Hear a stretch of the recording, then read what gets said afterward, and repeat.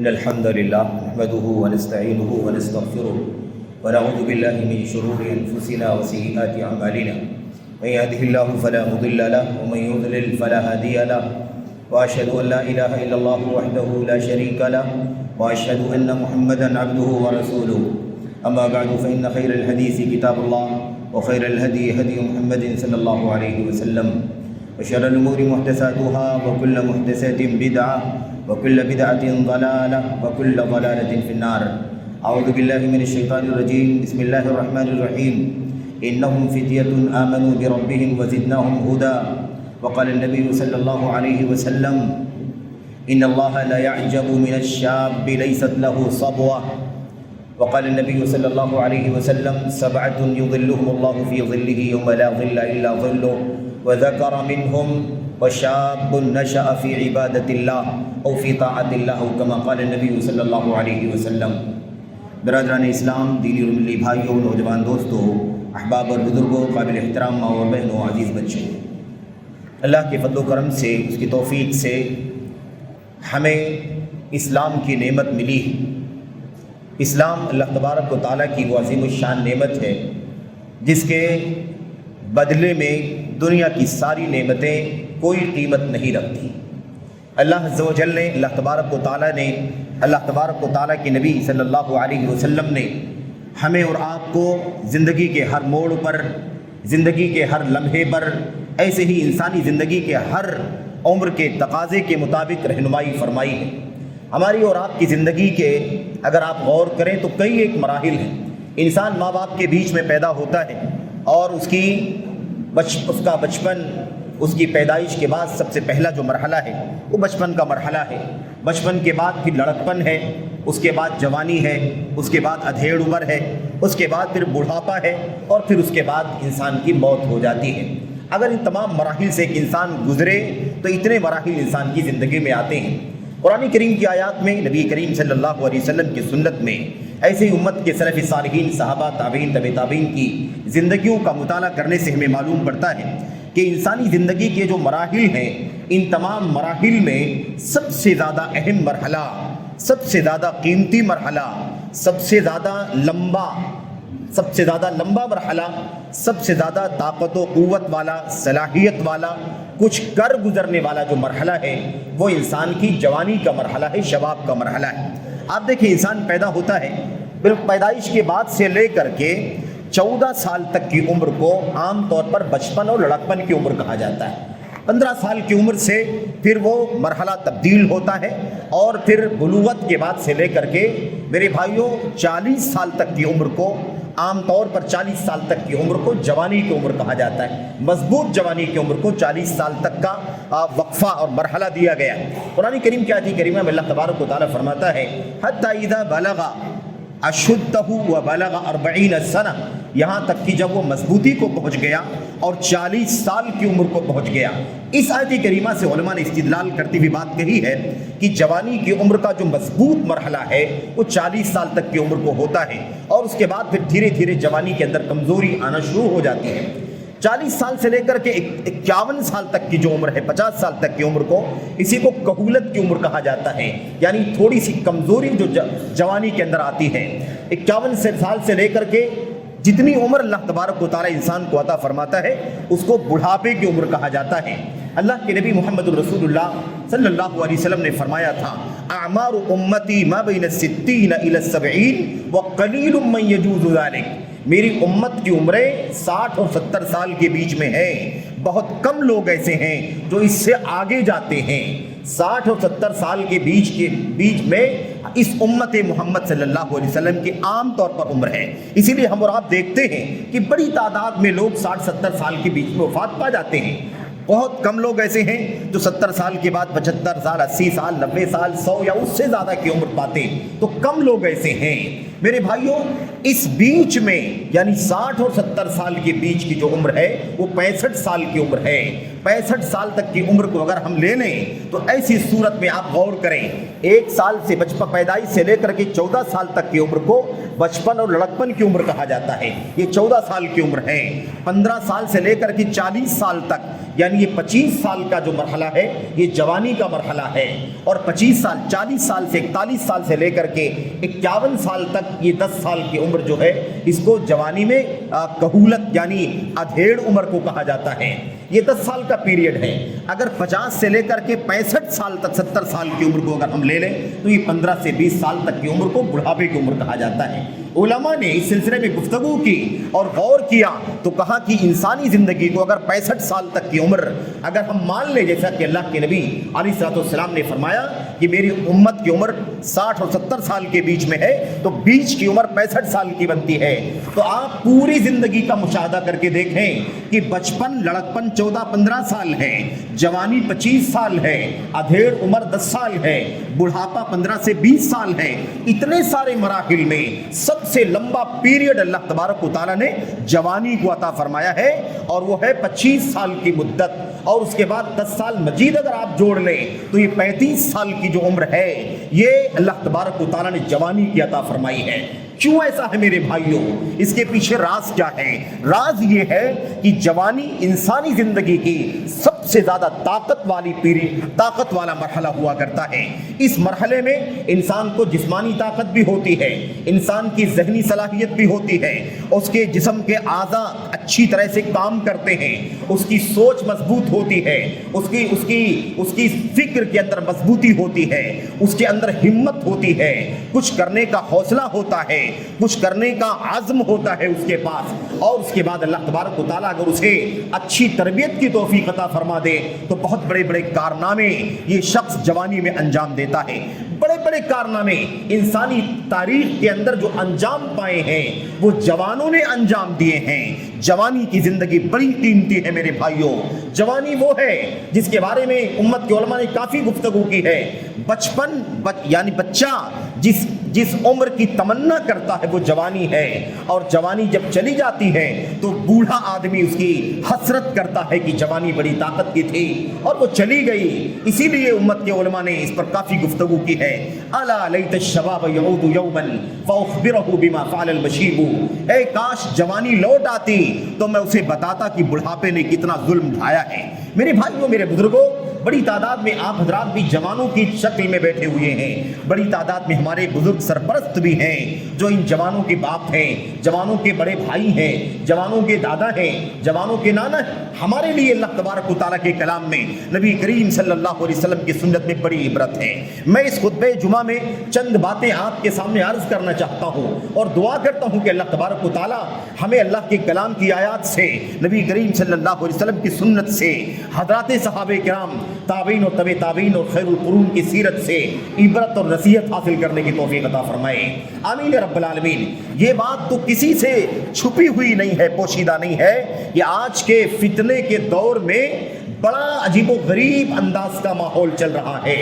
ہر شخص کہیں نہ کہیں فتنے کی زد میں ہے، بڑے بڑے مسائل کی زد میں ہے، لیکن جوانوں کا مرحلہ، جوانوں کا جو مسئلہ ہے، جوان بچے ہوں یا جوان بچیاں ہوں، ہمارے جوان بھائی ہوں یا ہماری جوان بہنیں ہوں، ان سب کا مسئلہ اس دور میں خاص طور پر بڑا عجیب و غریب ہو چکا ہے۔ سب سے زیادہ بگاڑ، سب سے زیادہ فساد، سب سے زیادہ فتنہ اور سب سے زیادہ مشکلات کا سامنا اگر کوئی مرحلہ انسانی زندگی کا کر رہا ہے تو وہ جوانی کا مرحلہ ہے، کیونکہ جوانی میں جہاں طاقت و قوت ہوتی ہے وہیں زیادہ بہک جانے کا بھی خطرہ ہوتا ہے، جذباتیت بھی زیادہ ہوتی ہے، ایموشن بھی زیادہ ہوتا ہے، اور بہت جلدی انسان جذبات میں آ کر کے کوئی نہ کوئی قدم اٹھا لیتا ہے۔ اس لیے خطرہ زیادہ ہے جوانوں کو، خطرہ زیادہ ہے جوانوں کے لیے، ان کے عقیدے کو خطرہ ہے، ان کے منہج کو خطرہ ہے، ان کے اخلاق کو خطرہ ہے، ان کی تعلیم کو خطرہ ہے، ان کے تہذیب اور کلچر کو خطرہ خطرہ ہے، ان کے ملک وضع قطع کو خطرہ ہے میرے بھائیوں، ان کی چال چلن کو خطرہ ہے، ان کے لباس کو خطرہ ہے، ان کے اسلامی تشخص کو خطرہ ہے۔ ہر اعتبار سے اس دور میں نوجوانوں کے اندر خطرہ اور فساد و بگاڑ کا ماحول ہمیں اور آپ کو دکھائی دیتا ہے۔ میں چند باتیں اس حوالے سے عرض کرنا چاہتا ہوں۔ دیکھیں میرے بھائیوں، خاص طور پر میرے عزیزوں نوجوانوں، ہمیں اللہ تبارک و تعالیٰ کے کلام کی آیتوں میں، نبی کریم صلی اللہ علیہ وسلم کی حدیثوں میں بہت اچھے سے غور کرنے کی ضرورت ہے، تاکہ ہم سمجھیں کہ واقعی نوجوانوں میں بگاڑ آ رہا ہے، نوجوانوں میں فساد آ رہا ہے، اور فساد کے بہت سارے وجوہات ہیں، فساد کے بہت سارے اسباب ہیں، بگاڑ کے بہت سارے کارن ہیں، اور ان تمام فساد و بگاڑ کو حل کرنے کے لیے اللہ تبارک و تعالیٰ کے کلام کے اندر، نبی کریم صلی اللہ علیہ وسلم کی سنت کے اندر بہت سارے راستے بھی بتلائے گئے ہیں۔ اگر ہم نے ان تعلیمات کا پاس و لحاظ کر لیا اور ہم نے قرآن و سنت کی تعلیمات کو اپنے گلے لگا لیا تو انشاءاللہ تبارک و تعالیٰ یہ فساد ختم ہو سکتا ہے، یہ بگاڑ ختم ہو سکتا ہے، اصلاح حال ہو سکتی ہے انشاءاللہ تبارک و تعالیٰ۔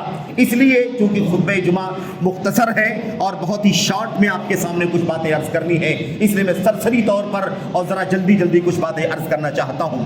میرے بھائیوں، جب اتنا زیادہ قیمتی پیریڈ ہے یہ جوانی کا، تو اسلام نے جوانی کی بڑی قدر کی ہے، اسلام نے جوانی کو سنبھالا ہے، اسلام نے جوانوں کی بڑی تربیت کی ہے، اسلام نے جوانوں کو بہت زیادہ حوصلہ دیا ہے۔ یہ اللہ تبارک و تعالیٰ کا فضل و کرم ہے۔ میں آپ کو بتاؤں، قرآن کریم کے اندر سورۃ الکہف کی وہ آیت کریمہ جس کو ہم اور آپ پڑھتے ہیں، اور آج جمعہ کا دن ہے، ہم لوگوں میں تقریباً سبھی لوگوں نے پڑھا ہوگا۔ اللہ تبارک و تعالیٰ فرماتا ہے انہم فتیۃ آمنوا بربہم وزدناہم ھدی۔ یہ جوانوں کی جماعت تھی، یہ وہ چند جوان تھے جو اپنے رب پر ایمان لائے تھے، وزدناہم ھدی، اور ہم نے انہیں مزید ہدایت عطا فرمائی تھی۔ یہ کون سے جوانوں کی بات ہو رہی ہے؟ یہ وہی جوان ہیں جنہیں اصحاب کہف کے نام سے ہم اور آپ جانتے ہیں۔ وہ چند جوان جنہوں نے وقت کی حکومت سے اور اس کے ظلم و ستم سے بھاگ کر کے اپنا ایمان بچانے کے لیے، اپنی توحید بچانے کے لیے، اپنا عقیدہ بچانے کے لیے ایک غار میں جا کر کے پناہ لے لیا تھا۔ اللہ تبارک و تعالیٰ نے ان کے ایمان کو بیان فرمایا، ان کی ہدایت کو بیان فرمایا، ان جوانوں کی اچھی سوچ کو قرآن کریم کے اندر بیان فرمایا۔ اللہ نے فرمایا وہ اللہ تبارک و تعالیٰ کے نوجوان بندے تھے جو اللہ تبارک و تعالیٰ پر ایمان لائے اور اللہ تبارک و تعالیٰ کے ایمان کو بچانے کے لیے، اپنے ایمان کے تحفظ کے لیے وقت کی ظالم حکومت سے بچ کر کے بھاگے اور ایک غار میں جا کر کے پناہ لے لیا۔ اور پورا ایک عجیب و غریب واقعہ قرآن کریم کے اندر بیان کیا گیا ہے، ہم اور آپ اس واقعے کو اچھی طرح سے جانتے ہیں۔ میں آپ کے سامنے عرض کرنا چاہتا ہوں، اللہ کے نبی محمد رسول اللہ صلی اللہ علیہ وسلم نے بھی جوانی کی بڑی تکریم کی ہے، جوانوں کو بہت زیادہ سمجھایا بجھایا ہے، اس کی بڑی قیمت بیان کی ہے۔ میں 2-3 باتیں آپ کے سامنے عرض کرنا چاہتا ہوں۔ آپ دیکھیں، اللہ کے نبی محمد رسول اللہ جوانوں کو کہتے ہیں، اے جوانوں غور کرو، اے جوانوں ذرا سوچو، تمہیں اللہ نے طاقت دی ہے، قوت دی ہے، ہمت دیا ہے، حوصلہ دیا ہے، تمہیں اللہ تبارک و تعالیٰ نے قوت بازو عطا فرمائی ہے، بہت کچھ کر لینے کی صلاحیت ہے تمہارے اندر، بہت کچھ کر لینے کی طاقت ہے تمہارے اندر، تمہیں اللہ تبارک و تعالیٰ نے اونچا عزم اور حوصلہ عطا فرمایا ہے، اس لیے تمہیں چاہیے کہ تم کیا کرو، تم اس جوانی کی قدر کرو۔ ان اللہ لا يعجب من الشاب لا صبوۃ له۔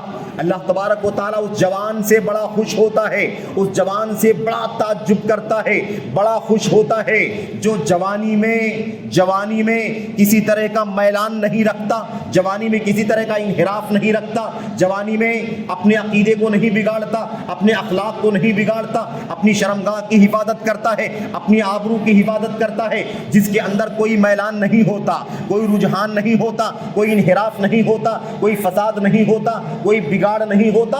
ایسے جوان کو اللہ تبارک و تعالیٰ دیکھ کر کے بہت خوش ہوتا ہے، تعجب کرتا، واہ کیا جوان ہے یہ، کیسا ہے میرا بندہ، جوانی کی حالت میں کس قدر صاف ہے، ستھرا ہے اس کا ایمان، اس کا عقیدہ، اس کا اخلاق، اس کا کردار، اس کی تہذیب، اس کا کلچر، اس کا رہن سہن، اس کا وضاقتہ، اس کی چال چلن، اللہ تبارک و تعالیٰ بہت خوش ہوتا ہے ایسے جوان سے۔ اللہ کے نبی محمد رسول اللہ صلی اللہ علیہ وسلم نے فرمایا تھا 7 قسم کے لوگ عرش الہی کے سائے میں جگہ پائیں گے جس دن اللہ کے عرش کے سائے کے سوا کوئی سایہ نہیں ہوگا۔ اس میں اللہ کے نبی نے فرمایا تھا 7 یظلهم اللہ فی ظلہ یوم لا ظل الا ظلہ، 7 قسم کے لوگوں کو اللہ تبارک و تعالیٰ اپنے عرش کے سائے میں جگہ دے گا جس دن عرش الہی کے سائے کے سوا کوئی سایہ نہیں ہوگا۔ اس میں ایک کون ہوگا؟ وہ شاب نشأ فی عبادت اللہ، شاب نشأ فی طاعت اللہ، وہ جوان بھی ہوگا، وہ شاب بھی ہوگا جو اللہ تبارک و تعالیٰ کی اطاعت میں پرورش پا رہا ہوگا، نماز کی پابندی کر رہا ہوگا، روزے کی پابندی کر رہا ہوگا، قرآن کی تلاوت کر رہا ہوگا، اچھے اخلاق سے ملتا ہوگا، اس کا وضاقتہ اچھا ہوگا، وہ لڑائی بھڑائی نہیں کرتا ہوگا، وہ عشق و معاشقہ نہیں کرتا ہوگا، وہ گانے بجانے نہیں سنتا ہوگا، وہ فحاشی بے حیائی نہیں کرتا ہوگا، وہ کسی کے ساتھ مار دھاڑ نہیں کرتا ہوگا، وہ کسی پر ظلم نہیں ڈھاتا ہوگا، وہ کسی کی ناحق جان نہیں لیتا ہوگا، وہ غریبوں کی مدد کرتا ہوگا، اپنی طاقت و قوت سے اسلام کے کام آتا ہوگا، اپنی طاقت و قوت کو اسلام کی نشر و اشاعت میں لگاتا ہوگا۔ اللہ تبارک و تعالیٰ نے اس طرح سے بیان فرمایا، اللہ کے نبی علیہ الصلوۃ والسلام نے، وہ جوان 7 لوگوں میں سے ہوگا، خوش نصیبوں میں سے، جنہیں اللہ تبارک و تعالیٰ اپنے عرش کے سائے میں جگہ عطا فرمائے گا، جس کی پرورش، جس کی تربیت اللہ تبارک و تعالیٰ کی اطاعت میں ہوئی ہوگی۔ یہ اللہ تبارک و تعالیٰ کی دین میں جوانوں کا مقام ہے، نیک جوانوں کا مقام ہے، شاب صالح، نیک صالح جوان کا مقام ہے۔ میں آپ کے سامنے عرض کرنا چاہتا ہوں، اگر جوانوں کے اخلاق، جوانوں کا کردار، جوانوں کا ایمان، جوانوں کا عقیدہ، جوانوں کا منہج، ان کی تہذیب، ان کے کلچر کی حفاظت کر لی جائے تو کسی قوم کے لیے سب سے بڑا سرمایہ بن سکتے ہیں، سب سے بڑا سرمایہ۔ اور پوری تاریخ گواہ ہے میرے بھائیوں، کسی بھی دور میں بڑا سے بڑا کارنامہ ہم کو آپ کو دیکھنے کو ملتا ہے تو وہ جوانوں کے ذریعے سے انجام پایا ہے۔ بڑوں کی سرپرستی ہوتی ہے، بزرگوں کی تربیت ہوتی ہے، ان کی نگرانی ہوتی ہے، اور جوانوں کے ذریعے سے بڑے بڑے کارنامے انجام پاتے ہیں۔ اس لیے ہمیں اور آپ کو سمجھنے کی ضرورت ہے کہ جوانی کتنی قیمتی ہے۔ آج جوانوں کے اندر بڑا انحراف ہے، بڑا انحراف ہے، بڑا بگاڑ ہے، اور بہت ساری قسموں کا بگاڑ ہے۔ جوانوں کے اندر عقیدے کا فساد پایا جاتا ہے۔ کتنے جوان ہیں جن کے عقیدے کا فساد پایا جاتا ہے، جن کے ایمان میں بگاڑ پایا جاتا ہے، جن کا منہج بگڑا ہوا ہے، یعنی دین پر چلنے کا راستہ بگڑا ہوا ہے، وہ صحیح راستے پر نہیں چلتے، وہ انحراف کا شکار ہیں۔ ان کا منہج یعنی کتاب و سنت کا اور حضرات صحابہ کرام تابعین تبع تابعین کا راستہ وہ نہیں چلتے، وہ کسی اور کو آئیڈیل بناتے ہیں، وہ کسی اور کے نقش قدم پر چلتے ہیں، وہ کسی اور کو فالو کرتے ہیں، ان کا طریقہ الگ ہے، ان کا نہج الگ۔ اتنے ایسے جوانوں کا معاملہ ہے میرے بھائیوں، کوئی کسی کو فالو کرتا ہے، کوئی کسی کو فالو کرتا ہے، کوئی کسی کو اپنا بڑا سمجھتا ہے، کوئی کسی سے فتوے پوچھتا ہے، کوئی کسی کو اپنا عالم اور مفتی سمجھتا ہے۔ یہ سارا کا سارا مسئلہ پایا جاتا ہے میرے بھائیوں۔ ایسے ہی جوانوں کے اندر اخلاق کا بگاڑ پایا جاتا ہے۔ عشق و معاشقہ دیکھو، زناکاری بدکاری کے واقعات دیکھو، آج کیا حالت ہو چکی ہے میرے بھائیوں، کتنا برا حال ہے، سماج کے اندر کس قدر فساد آ چکا ہے۔ جوان بچے ہو، جوان بچیاں ہو، اس وقت کا سب سے بڑا فتنہ یہ ہے میڈیا کے ذریعے سے کہ ناجائز تعلقات قائم ہو جاتے ہیں، عشق و معاشقے کے راستے کھلتے ہیں۔ آج اتنے سارے واقعات کیوں سننے میں آتے ہیں میرے بھائیوں؟ کورٹ میرج ہو رہا ہے، ماں باپ سے الگ تھلگ ہو کر کے ایک لڑکا تو کسی لڑکی سے نکاح کرنے کے لیے، افیئر کی وجہ سے نکاح کرنے کے لیے تیار ہو جاتا ہے، ایک لڑکی بھی اس کے لیے تیار ہو جاتی ہے، یہاں تک کہ وہ یہ بھی نہیں دیکھتی ہے کہ وہ جوان جس سے ساتھ اس کا معاشقہ ہو گیا ہے وہ مسلمان بھی ہے یا نہیں ہے۔ یہ صورتحال ہو گئی ہے۔ آج ہم لوگ ہندوستان کا سروے دیکھتے ہیں، ملک ہندوستان وطن عزیز کا سروے دیکھ رہے ہیں میرے بھائیوں، کتنی بڑی تعداد میں یہ نوجوان غیر میرے بھائیوں اسلامی عقیدے کے لڑکوں کے لڑکیوں کے ساتھ اور ایسے ہی بچیاں مسلمانوں کی اے میرے بھائیوں غیر مسلموں کے ساتھ نکاح کا رشتہ رچا رہی ہیں، کورٹ کے ذریعے شادی ہو رہی ہے، حرام خور ملا نے نکاح پڑھا دیتے ہیں 500 روپے 1000 روپے لے کر کے، اتنے سارے واقعات پیش آتے ہیں صبح شام۔ یہ اخلاقی بگاڑ ہمارے اندر موجود ہے، جوانوں کے اندر موجود ہے۔ ایسے ہی یہ میڈیا کا فتنہ میرے بھائیوں بڑا خطرناک ہے، اسی سے سارے فتنے آتے ہیں، عقیدے کا بگاڑ، منہج کا بگاڑ، اخلاق کا بگاڑ، تہذیب کا بگاڑ، اور ایسے ہی میرے بھائیوں میرے بزرگوں ہر طرح کے بگاڑ کا ایک بہت بڑا ذریعہ کیا ہے؟ یہ وقت کا میڈیا بڑا خطرناک ہو چکا ہے، کوئی کنٹرول نہیں ہے اس کے اوپر، کوئی روک تھام نہیں ہے، ساری دنیا کھلی ہوئی ہے، شر بھی کھلا ہوا ہے، خیر بھی کھلا ہوا ہے، اور ہمیشہ شر خیر سے بڑھ کر کے رہتا ہے۔ میڈیا کا آج کے دور میں یہی حال ہے۔ میرے بھائیوں میرے بزرگوں جوانوں کے اندر کس قدر بگاڑ پایا جاتا ہے، فساد پایا جاتا ہے، اس کا اندازہ لگانے کے لیے اپنے سماج کا جائزہ لے کر کے دیکھ لو، اپنی گلیوں کا جائزہ لے کر کے دیکھ لو، اپنے شہروں کا دیہاتوں کا جائزہ لے کر کے دیکھ لو، اندازہ ہو جائے گا کہ جوانوں کی حالت کیا ہے۔ تو جوانی کے اندر بڑا فساد پایا جا رہا ہے۔ میرے بھائیوں میرے بزرگوں یہ فساد کیوں ہے؟ یہ فساد کیوں پایا جاتا ہے؟ اس کے بہت سارے اسباب ہیں، ان اسباب میں سے ایک بنیادی سبب ہے جوانوں کو خاص طور پر دینی تعلیم سے آراستہ نہ کرنا، دین سے دور ہیں، دینی تعلیم سے دور ہیں، دینی تربیت سے دور ہیں، مدارس سے دور ہیں، مسجدوں سے دور ہیں، علماء سے دور ہیں۔ جب تک علماء کے قریب جوان نہیں رہیں گے تب تک دنیا کی کوئی طاقت انہیں فتنوں سے نہیں بچا سکتی۔ یاد رکھو ہمیں اور آپ کو چاہیے کہ ہم اپنے جوانوں کی تربیت کی فکر کریں، انہیں مساجد سے جوڑیں، انہیں مدارس سے جوڑیں، انہیں علماء کرام سے جوڑیں، تاکہ علماء کی تربیت میں رہ کر کے اپنی جوانی کی قیمت کو سمجھیں اور جوانی کی صلاحیت کو صحیح راستے پر صحیح رخ پر لگائیں۔ یہ سب سے بڑی ذمہ داری ہے۔ اس لیے ہماری اور آپ کی ذمہ داری یہی ہے کہ ہم اور آپ سمجھیں کہ جوانوں کے اندر فساد و بگاڑ کی بنیادی جو وجہ ہے وہ ہے ان کا دین سے دور ہونا، دینی تعلیم سے دور ہونا، علماء امت سے دوری اختیار کر لینا۔ اور اس وقت ایک بہت بڑا طوفان بنا دیا گیا ہے میڈیا کے دوش پر۔ کوئی بھی مائک لینے کے لیے تیار ہے، کوئی بھی ڈائز لینے کے لیے تیار ہے، ایک سے ایک نام صبح شام آپ کو دیکھنے کو ملتے، غیر علماء جہلا۔ ڈاکٹروں کو دیکھو میدان میں دعوت کا کام کر رہے ہیں، وکیلوں کو دیکھو دعوت کا کام کر رہے ہیں، میرے بھائیوں انجینئروں کو دیکھو دین کا دعوت کا کام کر رہے ہیں۔ ان کے پاس دین کا بنیادی علم نہیں، ان کے پاس عربی زبان نہیں، ان کے پاس قرآن کریم کا سنت کا علم نہیں، ان کے پاس دین کی فقہ نہیں، ان کے پاس علوم شریعت کی کوئی بصیرت نہیں ہے، لیکن وہ دین کے سب سے بڑے دائی بن کر کے بیٹھے ہوئے ہیں۔ ان کو بولنا آتا ہے، چرب زبانی کرنا آتا ہے، لوگوں کے دلوں کو کھینچنا آتا ہے، لوگوں کو ورغلانا آتا ہے۔ ہمارا نوجوان جذباتی ہے، اس کو فالو کرتا ہے، اس کو فالو کرتا ہے، اس کو سنتا ہے، اس کو سنتا ہے، اس سے مسئلے پوچھتا ہے، اس کے سوال جواب سے فائدہ اٹھاتا ہے۔ مسئلہ یہی ہے میرے بھائیوں، جب تک یہ امت اپنے علماء سے جڑ کر کے رہے گی تب تک وہ خیر میں رہے گی، اور تب تک انہیں ضلالت سے، ہلاکت سے، انحراف سے بچایا جا سکے گا۔ لیکن اگر یہ امت خاص طور پر جوان اگر اپنے علماء سے دور ہو گئے تو پھر یاد رکھو کہ وہ شیطان کا ہتھ کنڈا بن جائیں گے، شیطان کا مہرا بن جائیں گے، انہیں جہاں چاہے گا ورغلائے گا، گمراہ کرے گا۔ اس لیے بنیادی مسئلہ یہ بھی ہے کہ ہمیں علم سے جوڑنے کی ضرورت ہے، علماء سے جوڑنے کی ضرورت ہے۔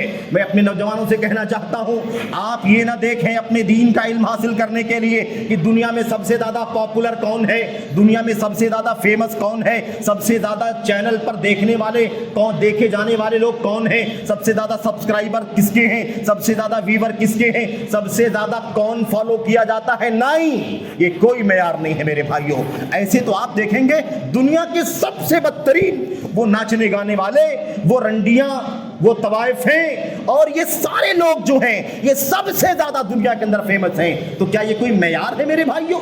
یہ کوئی معیار نہیں ہے۔ ہمیں اور آپ کو اپنے علماء سے جڑنے کی ضرورت ہے۔ تلاش کرو، اپنے علماء سے پوچھو، اپنے امام صاحب سے پوچھو، اپنی بستی کے گاؤں کے علماء سے پوچھو۔ ہمیں علم حاصل کرنے کے لیے تینوں علماء کو سننا چاہیے۔ ہمیں علم حاصل کرنے کے لیے ان علماء سے وابستہ ہونا چاہیے. یہ ہماری سب سے بڑی ذمہ داری ہے. یاد رکھو یہ فساد کا دور ہے, فتنوں کا دور ہے. نبی کریم صلی اللہ علیہ وسلم نے فرمایا تھا علماء دنیا سے چلے جائیں گے تو جوہلا قائد بن جائیں گے, سردار بن جائیں گے, اور وہ لوگ جہالت کے ساتھ دنیا کے اندر اللہ تبارک و تعالیٰ کے دین کے نام پر آئیں گے اور لوگوں کو گمراہ کریں گے, خود بھی گمراہ ہوں گے, دوسروں کو بھی گمراہ کریں گے. ہم اور آپ جانتے ہیں اس چیز کو. تو میں یہ بتانا چاہتا ہوں کہ بڑا خطرناک مسئلہ ہے, بڑا خطرناک مسئلہ ہے. نبی کریم صلی اللہ علیہ وسلم نے جوانوں کو یہ مسئلہ بھی سمجھایا ہے. یہ جو جذباتیت پائی جاتی ہے جوانوں کے اندر, شباب کے اندر جو بہت زیادہ ایموشن پایا جاتا ہے, اس کو بھی کنٹرول میں کیا ہے نبی کریم صلی اللہ علیہ وسلم نے. میں آپ کو ایک دو باتیں بتلانا چاہتا ہوں, ذرا آپ غور کریں. ایک دو واقعہ بس. آپ نے عبداللہ بن عامر بن عاص کو آپ نے جانا ہے. عبداللہ بن عامر بن عاص مشہور صحابی ہیں, نبی کریم صلی اللہ علیہ وسلم کی تربیت میں رہنے والے.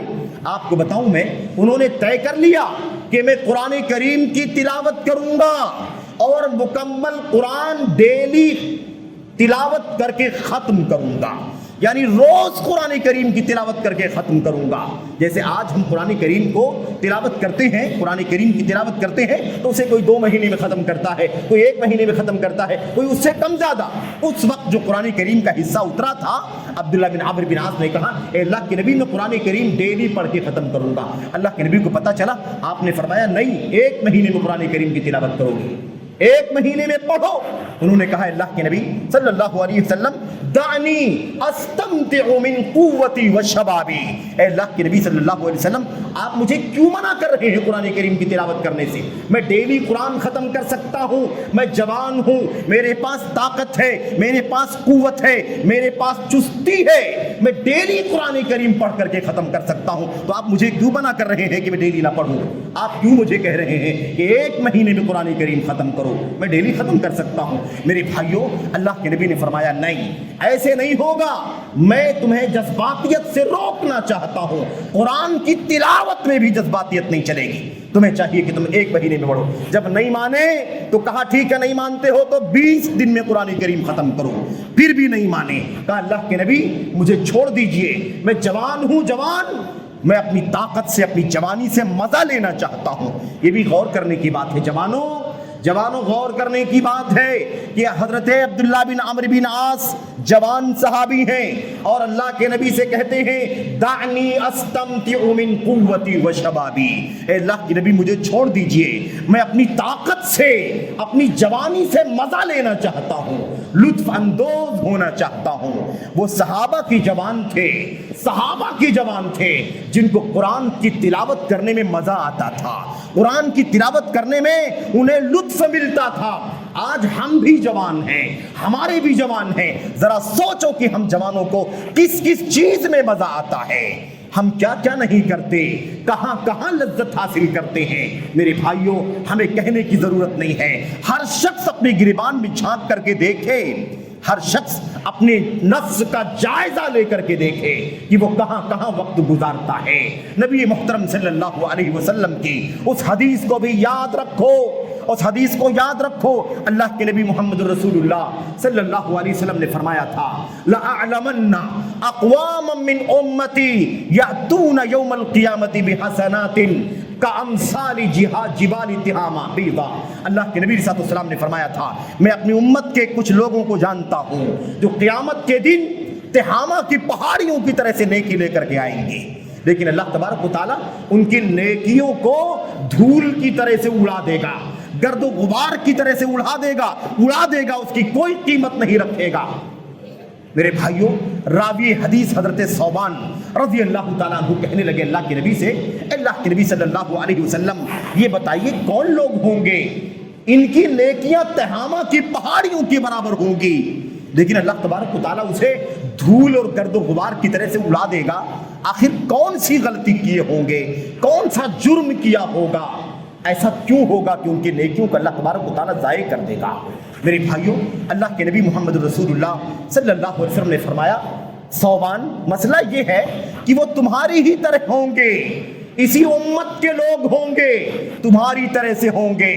وہ نمازیں پڑھیں گے، فرض نماز بھی پڑھیں گے، نفلی نماز بھی پڑھیں گے، فرض روزے رکھیں گے، نفلی روزے رکھیں گے، زکوٰۃ دیں گے، نفلی صدقات بھی دیں گے، رات کو اٹھ اٹھ کر کے اللہ کے لیے قیام کریں گے، بڑے نیک لوگ ہوں گے۔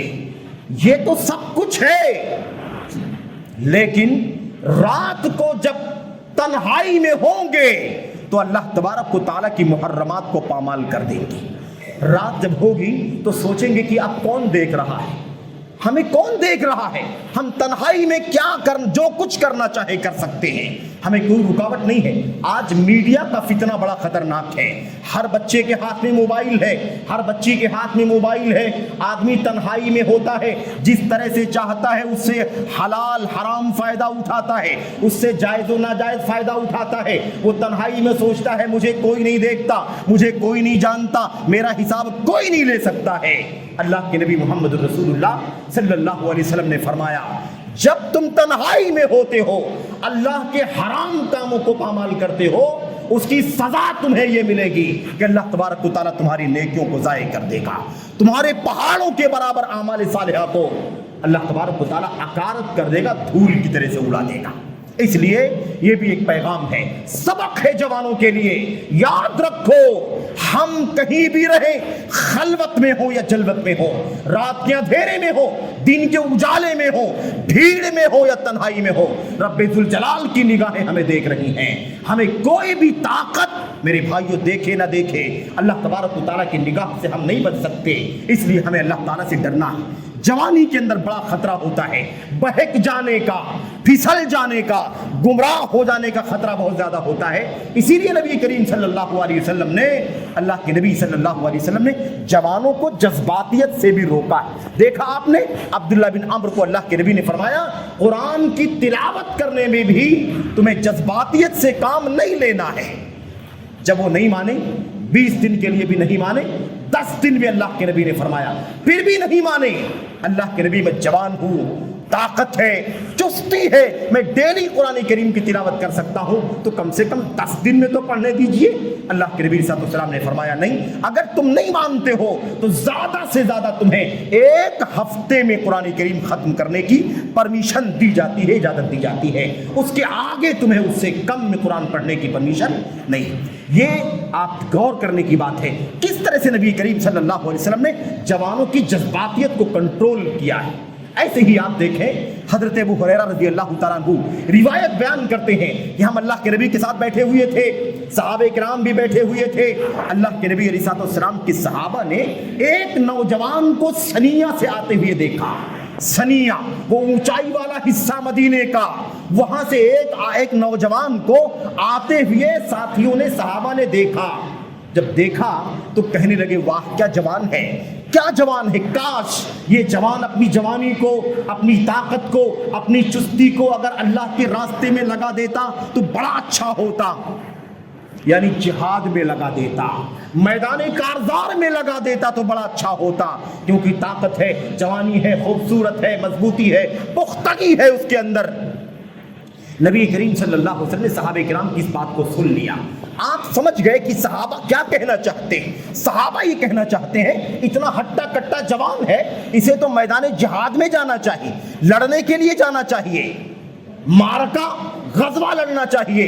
اللہ کے نبی نے فرمایا اچھا ساتھیو، تم یہ سمجھتے ہو، شاید تم یہ سمجھتے ہو کہ اللہ کے راستے میں جانے کا مطلب صرف قتل کرنا ہی ہے، صرف قتل کرنا، لڑنا ہی اللہ کے راستے میں کہلاتا ہے۔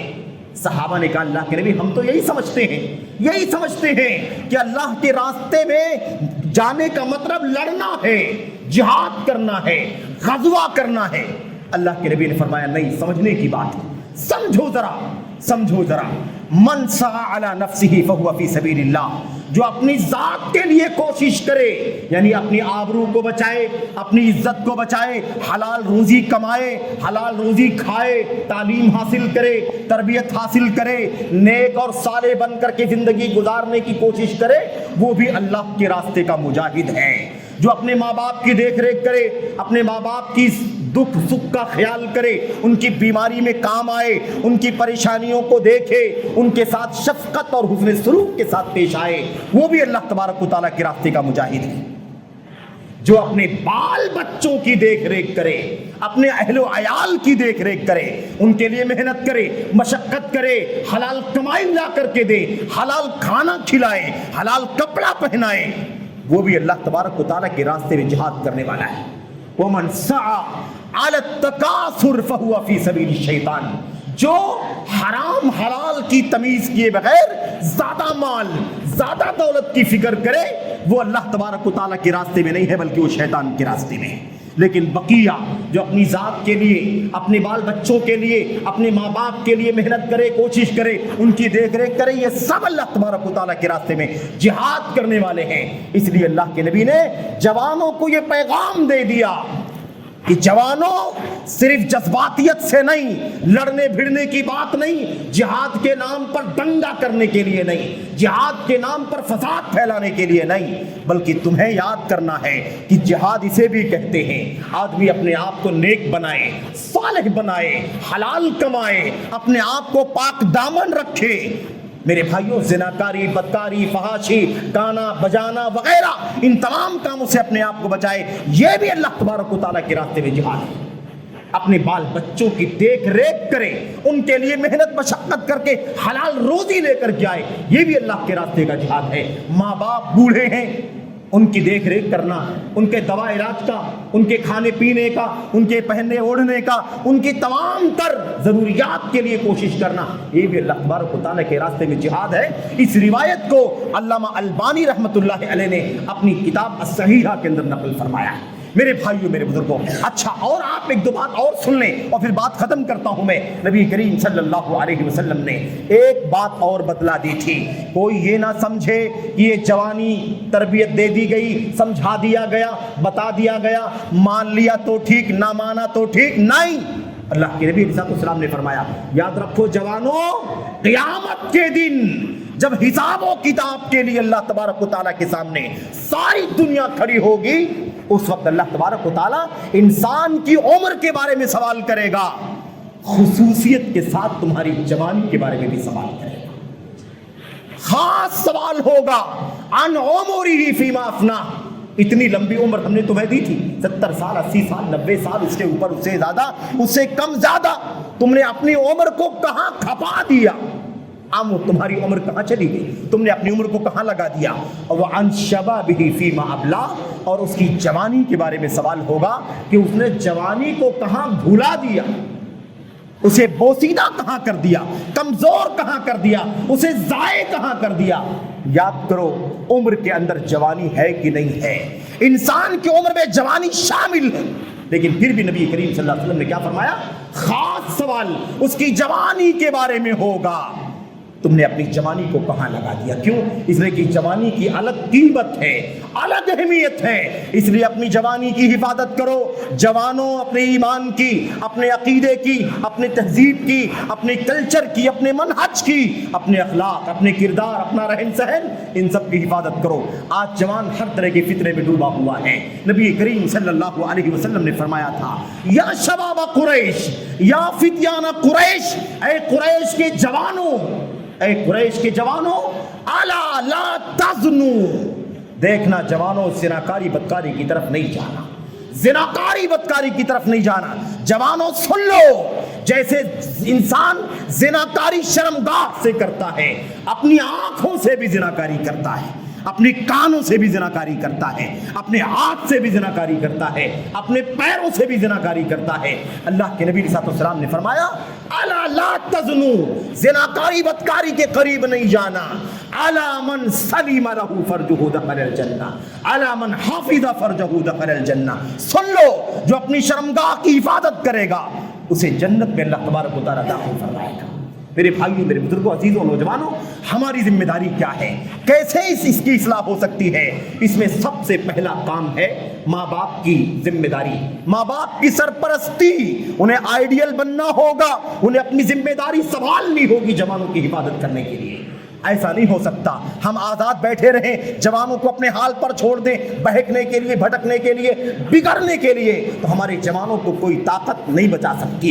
اس لیے یاد رکھیں, دوسرا کام ہے ان کو دینی تعلیم سے آراستہ کرنا, علماء سے جوڑنا, مسجدوں سے جوڑنا, علمی درسوں سے جوڑنا, علمی حلقات سے جوڑنا. تب جا کر کے جوانوں کی حفاظت ہو سکتی ہے, ان کی سلامتی کا کوئی راستہ نکل سکتا ہے. اس کے بعد آخری اور تیسرا جو بڑا کام ہے وہ یہ ہے کہ جوانوں کو جگہ جگہ ٹوکنا.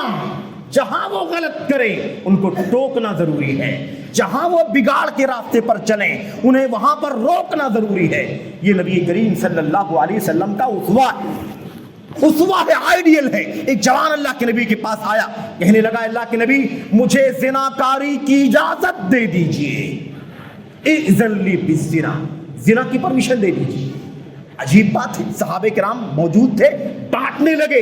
اللہ کے نبی نے فرمایا رک جاؤ. اس نوجوان کو کہا قریب آ جاؤ, تم جوان ہو, زناکاری کی اجازت مانگ رہے ہو, یہ بتاؤ کہ کیا تم اس بات کے لیے راضی ہو کہ کوئی شخص تمہاری ماں سے, تمہاری بہن سے, تمہاری بیٹی سے, تمہاری اور کسی سے زناکاری کی اجازت مانگے, کیا تم پسند کرو گے؟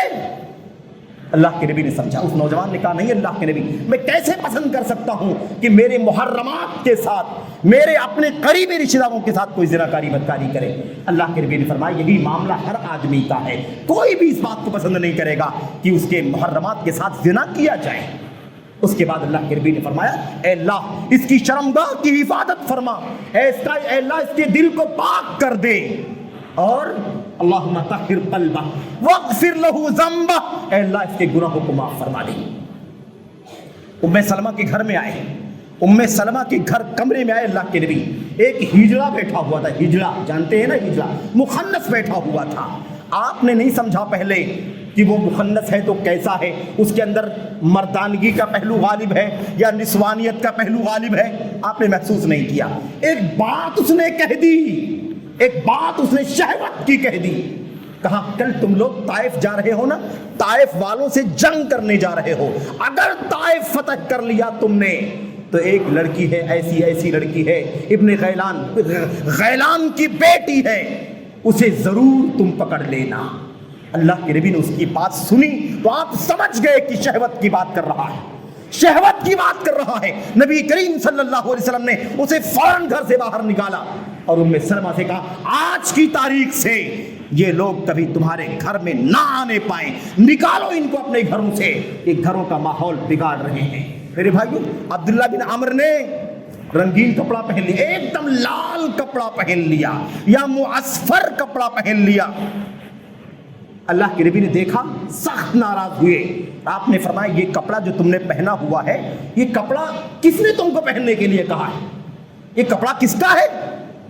یہ تو کافروں کا کپڑا ہے, کافروں کا, جن کا آخرت میں کوئی حصہ نہیں ہے. کس نے تم کو پہننے کے لیے کہا؟ کیا تمہاری ماں نے حکم دیا ہے؟ حضرت عبداللہ بن عمر سمجھ گئے کہ اللہ کے نبی سخت ناراض ہو رہے ہیں. انہوں نے کہا اللہ کے نبی کیا کروں میں, اس کو دھو کے دوبارہ پہن لوں, کلر اس کا, رنگ اس کا نکل جائے, پھر سے پہن لوں؟ اللہ کے نبی نے فرمایا احرقہما, اسے دھو کے نہیں پہننا بلکہ اسے جلا دو, اس کپڑے کو جلا دو. اللہ کے نبی صلی اللہ علیہ وسلم جہاں بھی دیکھتے آپ ٹوکتے, آپ تنبیہ کرتے, آپ منع کرتے. یہ بہت ضروری ہے. آج ہماری حالت یہ ہو گئی ہے, ہم دیکھتے جوان کوئی کام کر رہا ہے, جانے دو جوانی ہے, جانے دو جوانی ہے, جانے دو جوانی ہے. یہ بربادی کا سب سے بڑا راستہ ہے. ہمیں روکنا, تنبیہ کرنا ضروری ہے, اور یہ سب کی ذمہ داری, سب سے پہلے سرپرستوں کی ذمہ داری ہے, اس کے بعد سارے لوگوں کی, ہر بڑے کی ذمہ داری, عالم کی ذمہ داری, دائی کی ذمہ داری, سب کی ذمہ داری. اللہ سے دعا کرتے ہیں کہ اللہ تبارک و تعالیٰ جوانوں کی حفاظت فرمائے. ہماری قوم کا سب سے بڑا سرمایہ ہمارے جوان ہے. اللہ تبارک و تعالیٰ ان کے ایمان کی, ان کے عقیدے کی, ان کے اخلاق کی, ان کے وضاقتہ کی, ان کے تہذیب و کلچر کی حفاظت فرمائے. اللہ تبارک و تعالیٰ جوانوں کو ہر طرح کے فساد سے, ہر طرح کے بگاڑ سے بچنے کی توفیق عطا فرمائے. آمین رب العالمین. وصلی اللہ وسلم وبارک علی نبینا محمد وعلی آلہ وصحبہ اجمعین. السلام علیکم ورحمۃ اللہ. الحمد لله نحمده ونستعينه ونستغفره اللهم صل على محمد وعلى ال محمد كما صليت على ابراهيم وعلى ال ابراهيم انك حميد مجيد اللهم بارك على محمد وعلى ال محمد كما باركت على ابراهيم وعلى ال ابراهيم في العالمين انك حميد مجيد سبحان ربك رب العزة عما يصفون والسلام على المرسلين والحمد لله.